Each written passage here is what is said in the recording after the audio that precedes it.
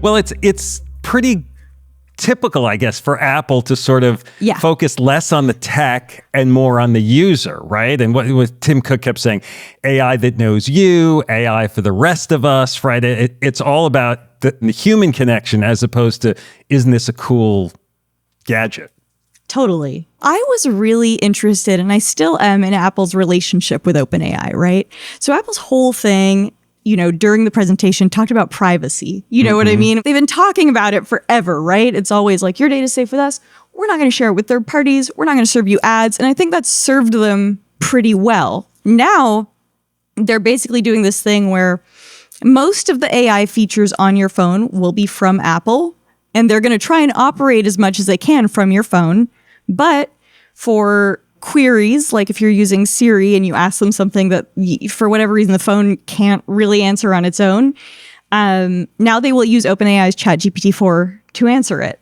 And it's a really fascinating relationship to me for a couple of reasons. First, it's not been disclosed. I've been very curious about how the deal is structured, but they were pretty smart in the way they integrated OpenAI, because now they've effectively absolved themselves of responsibility when it comes to all the weird or messed up answers that AI can yield.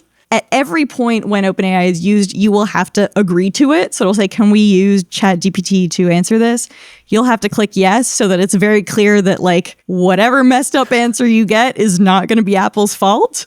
During the presentation, they said that eventually they hope to be able to incorporate or work with a bunch of large language models.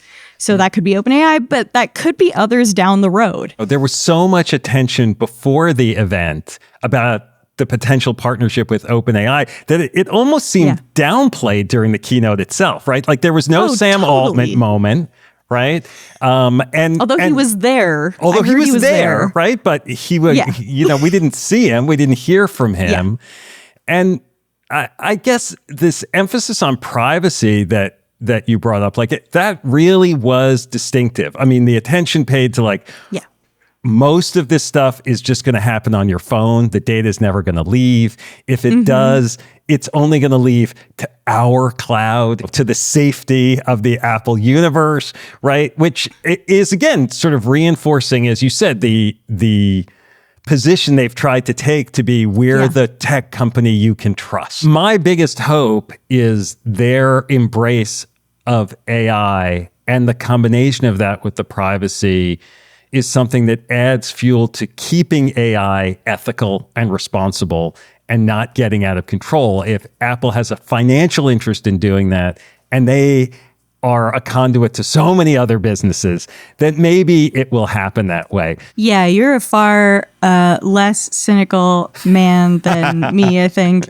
Apple's putting a lot of trust in OpenAI to not, harvest the data or do something nefarious in that agreement. And not an easy decision to make, because Sam Altman does not, to me, seem like the most trustworthy guy I would put my faith in, I guess. I mean, Apple's got billions and billions of dollars at stake in maintaining their credibility. And so they're either going to, as you say, distance themselves enough from OpenAI to protect themselves, which they are doing by making you acknowledge and approve before you do something. But also they have a lot of incentive to make sure that bad stuff doesn't happen. But I do think the trying to make privacy something that differentiates Apple, it also makes Apple's universe distinctive and maybe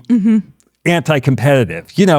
Everything they talked about is better if you have everything in the world of Apple, right? And of course, that's what they've gotten in trouble with regulators sometimes. Oh, totally. I mean, I think this will probably have some antitrust implications. One of the things they mentioned in the presentation that I thought might be a direct response to some of those antitrust issues is now you can use Android iMessage. Which, people have been asking for years. It was a small concession.